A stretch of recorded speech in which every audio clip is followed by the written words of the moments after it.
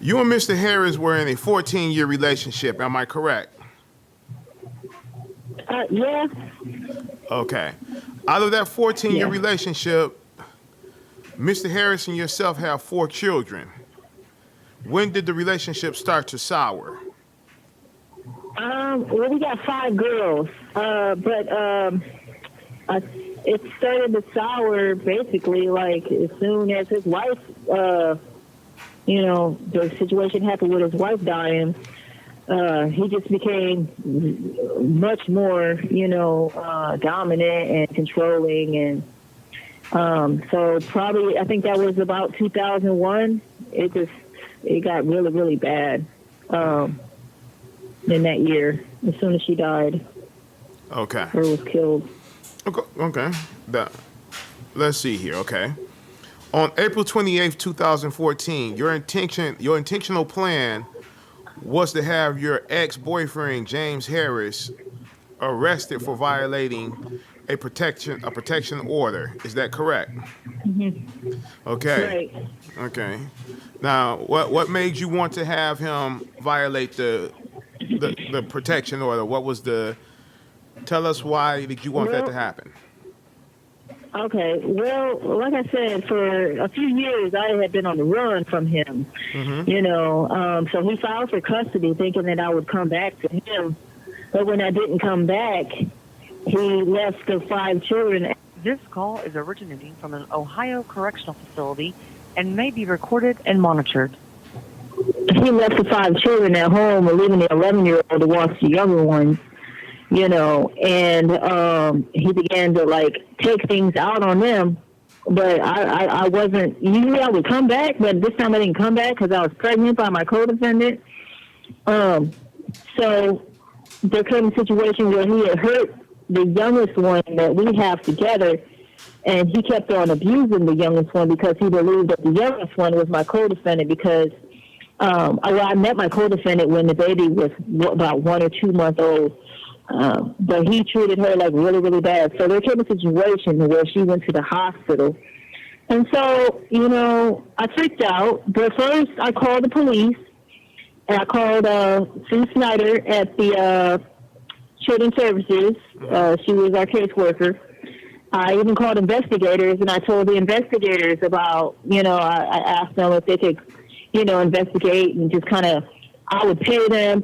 But it was a bad area, and it was well, we'll get spotted out in the area like that. You know what I mean? They think we're narcs, and we'll just get spotted out, so it's not really a good idea, and they don't want to take the kids. So I'm kind of leaning on Children's Services. Children's Services didn't do anything. So, I got word again that, that he hurt that same child again. And so I was like, okay, well, I'm going to, try and do something, at least get him arrested so the children would get taken away and they'll be okay at least, so nothing bad happened. It just kept going through my mind that, you know what I mean? What kind of mother would I be if that baby died, if my child died, and I'm just, not doing anything. So I, thought about getting him arrested for this protection order I had just came out of the domestic violence agency, renewed in Canton,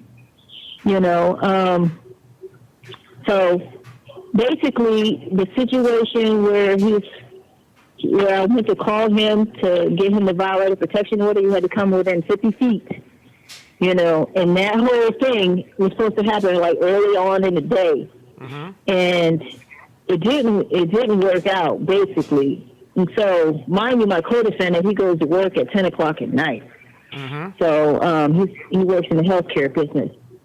Okay. So we and him just had this place for about 3 weeks, and at about a little bit after 10, Mr. Harris had came to my house with a gun, and I, at first I'm like, well, when he comes in or whatever, I'm like, wow, he expected to see me here alone without Paul because he expected Paul to be at work, but I only had this place for 3 weeks, but I didn't know, you know what I'm saying, that he had moved my location.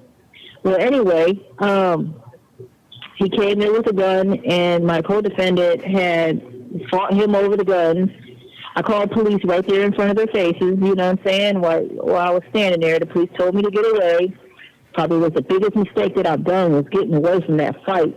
So I went up the stairs and it got quiet. And I told the operator, I said it got real quiet, so I'm gonna have to go back downstairs. She was like, no, don't go down there. When I go down there, he's laying on the ground, and Paul, my co-defendant, is in the corner crying. But Mr. Harris, he's still moving. You know what I'm saying? So the police come. And they act like Mr. Harris is nasty or something like. And I'm like, can you guys like check him or sit him up or And they stood there for about 8 to 10 minutes, and then they finally put on gloves and checked his pulse out, and they was like, oh, he's not doing too good. You know what I mean? After all that time. And then they checked it again, and they said he was gone. I really, it took me a long time to believe that he really was gone. But I wish that I didn't leave. If I didn't leave, I could have probably seen, exactly the magnitude that, my co-defendant was inflicting upon him. Or I don't know. I never knew that was going to happen. This call is originating from an Ohio correctional facility and may be recorded and monitored. Yes, Paul, my co-defendant didn't have no weapon or anything, And I know that, he's younger than Mr. Harris or whatnot, but he's not in the best of shape himself. He's got sugar diabetes and he's overweight. Right. No. But yeah. Go ahead. I didn't mean to cut you. Go ahead.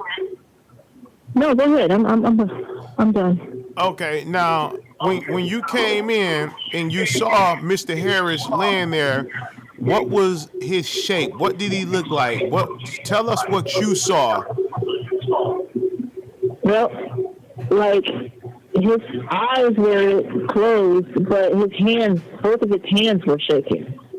All of his arms, they were shaking. So, that's what, and then it started to slow down into like convulsions or whatever, you know what I mean? Okay. So I had no idea that, that he was going to die. Okay. Now, when did you find out that Mr. Harris had passed away? Well, after the second time, when the cops put their hand on his neck, they said he was gone. That he died. But I'm thinking like, it's too surreal. I'm thinking like, okay, they're gonna, the ambulance is gonna get here, and maybe, like they do in the movies, like, I just couldn't believe that he was gonna die. I was thinking, maybe they could bring him back to life with the, I forget what you call that machine or something. I didn't believe that.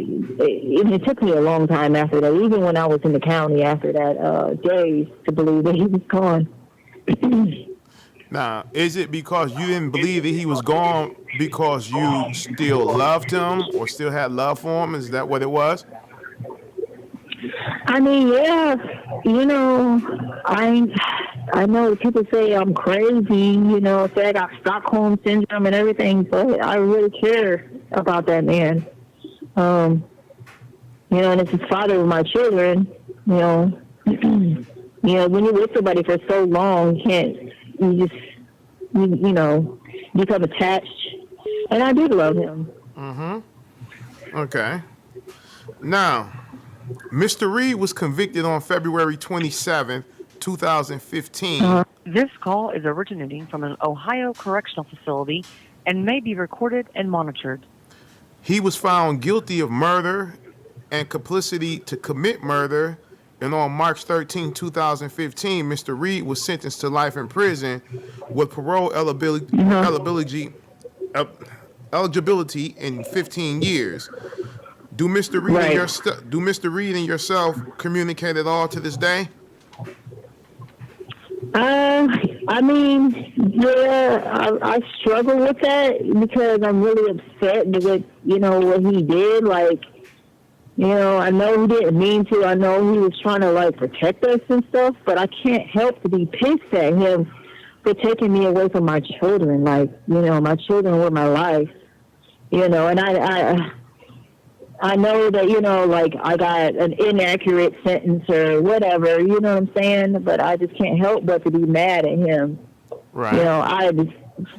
I don't know. For real, I know this may sound dumb, but I'd rather take a chance, you know what I'm saying, with the gun and whatever my child's father was going to do than ever deal with being away from my children like this, you know what I'm saying? So, I mean, we communicate every now and then. I don't write him anymore. He don't write me anymore, but we might do like a conference call. I just know that he ain't got nobody, you know what I'm saying? And I know how that feels.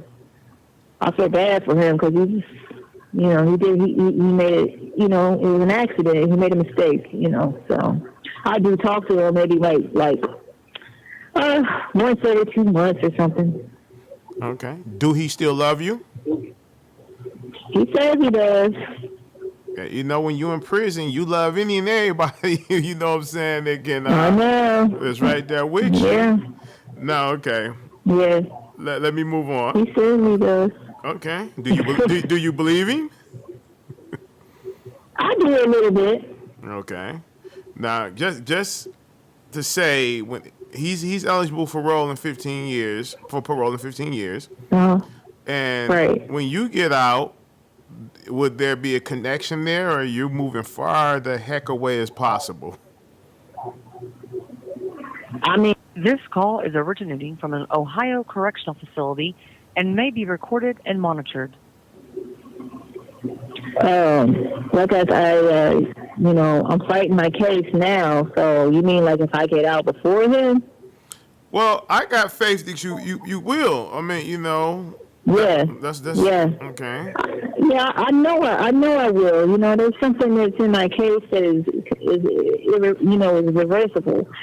But my thing is, I don't want to I don't know. I don't think I could be in a relationship with him like that no more. But I'll never turn my back on him, and I know he ain't got nobody. Like his family done died while he's been locked up. So I, take care of him financially at least. Okay. Now, Mr. Reed struck Mr. Harris in the head with a pipe. When Mr. Harris fell to the ground, Mr. Reed got on Mr. Harris' back and bashed his head into the floor 15 times. Did you witness this? Where were you while all this was going on? Okay. So when Mr. Harris came in the house, he had the gun and he pointed it at both of us.